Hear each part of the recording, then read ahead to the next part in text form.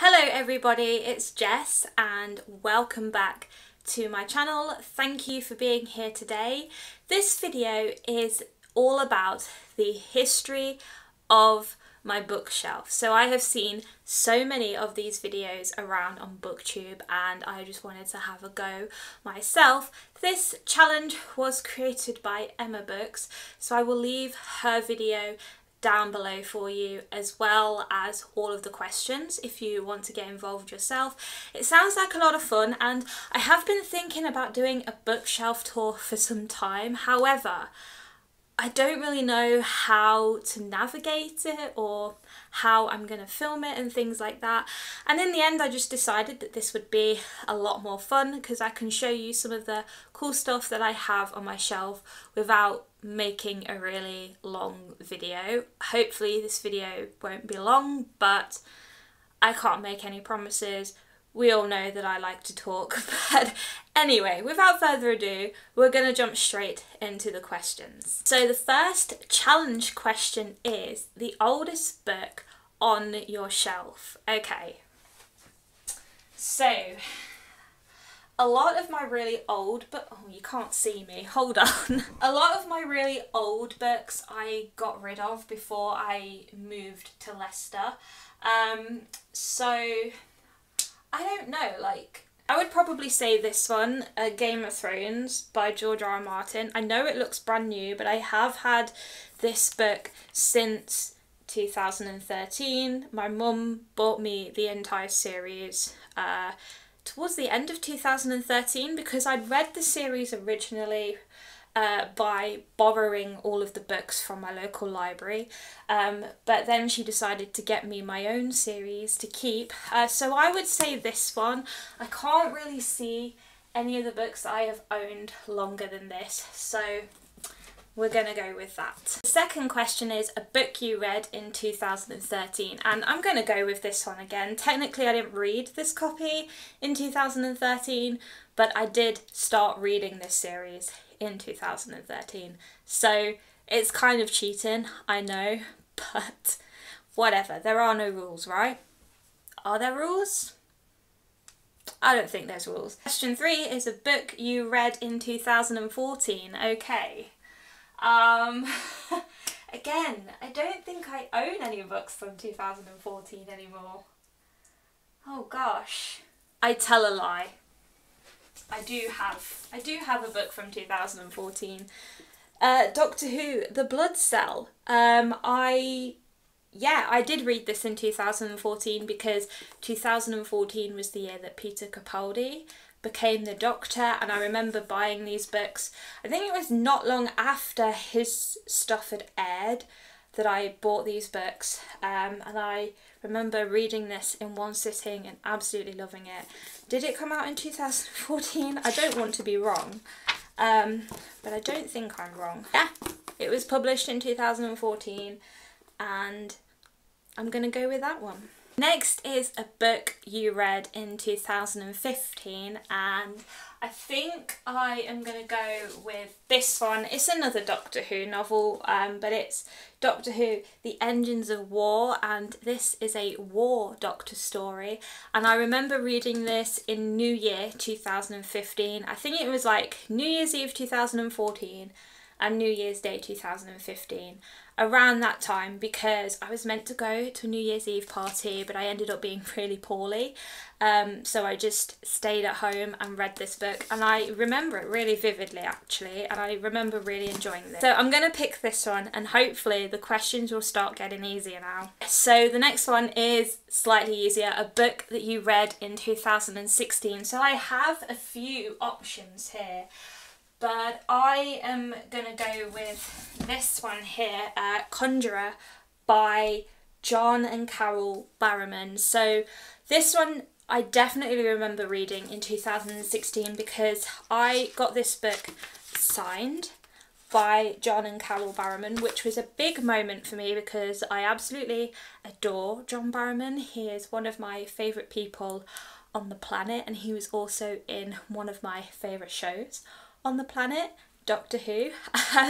And so I got to meet him and his sister, and they signed this book for me, and I remember it really well because I had just met my boyfriend who I'm with now, and it was also the last day of university, second year. I just finished a presentation for my second year of university, my last presentation of the year, and then I remember finishing that at 12 and rushing to the train station to get on the 12:45 train to get to Manchester in time for this book signing.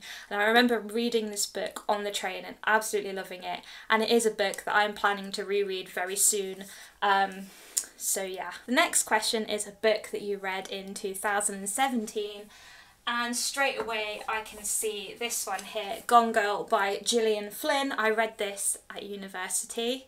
It was my third year of university, and I was really stressed amongst a lot of other things. And I just remember picking this up on a whim and absolutely loving it. And now it is one of my all-time favourite books. So there we go. Alright, so the questions are definitely getting a lot more easier now because it's a book that you would read in 2018, and that was when I started the bulk of my reading.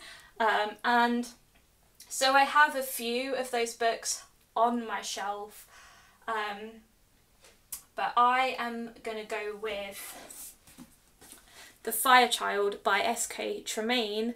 I remember picking this up in Tesco one night. I just finished work and it was like 10:30 and I was in Tesco doing a bit of shopping, and I just picked this up. And this is another really good thriller actually. I really enjoyed this thriller, but I remember reading it like towards the start of 2018, and it's got like ghost story elements to it, and it's a lot of fun. So I would definitely recommend this if you want a spooky psychological thriller. Okay, so now it's a book you read in 2019. Okay, I've got a lot here to pick from, but we are going to go with The Humans by Matt Haig, one of my all-time favourite books. So those ones stop there, but I feel like I should keep going and pick one for 2020 as well. So let's pick a book that I read in 2020. Let's go with Ziggy, Stardust and Me. Okay, so the next question is a book that you have read more than once, and I know that you can see them from here, guys. I know that you can see which book I'm gonna pick. We're gonna go with Dracula by Bram Stoker. I am so predictable. Do I even need to make these kind of videos anymore? You guys probably know me better than I know myself. But yes, I have read this book so many times. I don't even know how many times. I lost track a long time ago. But it's a good book, okay? It's a really, really good gothic horror, and everyone should read it. Question 10 is a book that you waited over a year to be published, and this is a tricky one because I don't really have many books that I have waited that long for. So I'm going to go with the one that I've waited close to a year for, and I am going to go with I Am the Master. So they announced this book back in February, March of 2020, and it was meant to come out in July, but then obviously because of the pandemic it got pushed back to November, so we were waiting longer for it. And I was very, very excited to get this book. I pre-ordered it, and yeah, I think that's kind of like the longest time I've ever waited for a book to be released, because I don't really kind of keep up to date with books in that way. I don't know, whatever. Question 11 is a book that you have read on vacation / away from home. I mean, I haven't really been on vacation much lately, but I do remember taking this book with me to Yorkshire back in 2019, and I remember sitting in the beach house with the dogs at my feet, and just getting lost in the world of Loki as he causes lots of mischief. This is a really good book as well. If you are a Marvel fan, I would really encourage you to read this because it's a really good insight into Loki's personality and his mind. And it also happens when Loki's a bit younger, so it's a little bit of backstory. I don't know if it's considered canon, but it's got the Marvel thing on it, so it might be canon. I don't know. If you're a hardcore Marvel fan, then I guess you get to decide whether it is or not. Like, I don't know. A book you got from someplace special. Anything that's not your local bookstore / online retailer. I am going to go with Bram Stoker Horror Stories, because I got this from Whitby Abbey, and going to Whitby Abbey was a massive dream come true for me because, as you know, I'm a Dracula fan. How many more times do I have to say this? But yeah, going there was just really incredible, and it was something that I had always wanted to do, and it was just, yeah, like, it was great, and it was such a lovely day as well, and it was like my first proper holiday away with my boyfriend and his parents, and so that week just has a lot of really good memories in general. But I remember buying this at the store in Whitby Abbey. I got quite a few books from Whitby Abbey. I got this one and the edition of Dracula that I just showed you, and some other bits and bobs as well, and I really can't wait to go back there. I definitely think it's worth every penny. Question 13 is a book that made you cry, and I don't really have many books that make me cry because I don't really get that emotional when I read. I can be a very detached reader. I don't know if that's something wrong with me or I don't know, but I am gonna go with Christopher Eccleston's autobiography. This one did make me quite emotional, and it did bring a bit of a tear to my eye, as it rightly should. It is a very powerful and very emotive book, and it talks about a lot of very sensitive but very important topics, and it was an insight into Christopher Eccleston that a lot of people would not have known about if he hadn't have talked about it. Yeah, it was a shocking read, but it was also so beautiful, and I have so much more respect for this guy. I mean, I've always had respect for him. I think he's an incredible actor, and he's always come across as such a lovely human being, and he definitely stands up for what he believes in. But after reading this, like, wow, this guy is just... he's just the best of humanity, to be honest. A book you read in one sitting. Okay, a book I read in one sitting. There has to be one. I know there has to be one. Come on. Okay, yeah. We're going to go with this little book here, Doctor Who Adventures in Lockdown. I did read this in one go on a Monday morning, and I really enjoyed it. A book that was a gift, and I have a lot of books on here that were gifts for Christmas or birthdays. So we've got like this book here, The Beautiful was a gift, Furyborn was a gift, Eve of Man was a gift, Deathless Girls, Midnight Library was a gift, this one was a gift, this one was a gift. Like, yeah, we're not gonna get into it. There's a lot on my shelf. So the next question is a book that you read before owning. So that's like if you read it at the library first, or you borrowed it from a friend before you actually owned it. And we're going to go with this book, The Game of Thrones. I talked about how I read this series from books borrowed from the library originally, and then my mum bought me the series to keep. So there we go. Question 17 is a book that you lent to someone else, and we're going to skip right over that one because I don't lend my books out to anybody. So moving on, we've got a book that has been damaged. Alright, so I've just had a look and I can't really see any books that have any kind of damage on them. I am pretty careful with my books. I mean, this one here has a little bit of wear and tear at the bottom, but generally I'm pretty, well, I mean, I do treat my books quite badly sometimes, in the sense that I will crack my spine, or I will take the dust jacket off and it will, like, you know, get creased or whatever. But it depends what your definition of damage is. I don't have any books with like torn pages or pages falling out, or, you know, things like that, so I'm pretty careful with my books. But this one does have a little bit of wear and tear to it, so we're gonna go with that one. Question 19 is a book that you got on sale / discounted. So I have a lot of these because I am quite thrifty with my books. A lot of my books are second hand and I bought them from the charity shop. A book that I got on sale would be this one. This one was an absolute bargain. Limitless by Tim Peake. This was originally £20 and I got it for £8 on a Waterstones sale, so I'm super happy with that. Question 20 is a book that you have read with someone else. That could be through a buddy read or read with a book club, and I don't really have one, I don't think. I haven't really done a lot of buddy reads. And some of them that I have done have been like ebooks, so they're not physically on my shelf.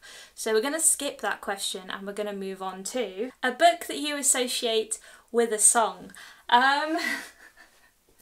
Okay, I'm going to go with Mexican Gothic because there is an entire playlist on Spotify that the author put together of various songs that kind of reflect the mood and atmosphere in this book. And there is a particular song which I can't remember for the life of me what it's called, so that's good.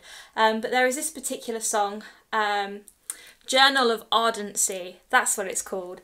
I really liked that song and I ended up putting it onto my own playlists, and that song just reminds me of this book. Next question is a book that you associate with food. I don't really eat when I read because I'm crap at multitasking like that, and I don't really have any books that talk about food, but this is really obscure, but in this book there is an entire chapter dedicated to this character's shopping list. So she's in the supermarket and the entire chapter just kind of lays out everything that she buys. So here's an example, and it kind of goes, she bought a bottle of olive oil and a box of Tenemann's crumb top donuts, a bunch of bananas and a bag of white nectarines, and 2 plastic packages of strawberries.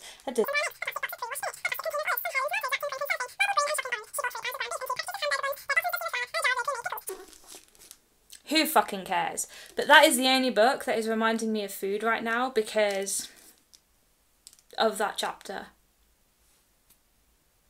So there we go. 23 is a book that you bought years ago that you probably wouldn't buy now. This is an interesting one. I mean, I'm sure there's a few. I mean, I don't have the book anymore because I unhauled it a couple of weeks ago, but Great Expectations is a book that I bought several years ago that I definitely wouldn't buy now because I have discovered, after trying to read it a few times, that it is definitely not for me. But yeah, I can't really show you any books because I've unhauled a lot of them that would probably fit this question. So the next question is a book that you would associate with a specific time of your life, and there are definitely a few that could fit this question, but I am going to go with this one here, the More Moaning by Carl Pilkington. So this is kind of like the companion book to his Moaning of Life series. And this book is really funny and it talks about a lot of his travels around the world. But the reason why I mention this book is because I got this book in 2016. It's the same with the John Barrowman book. That book could fit this as well because I got those books in 2016, and 2016 was a very big year for me because that was when I met my boyfriend, who I am living with now. We've been together for nearly 5 years, which is insane, and I don't know where the time has gone. But I remember reading this book when I had gone back home for 2 weeks. I'd gone back to Lincoln for 2 weeks, and I remember reading this book during that time.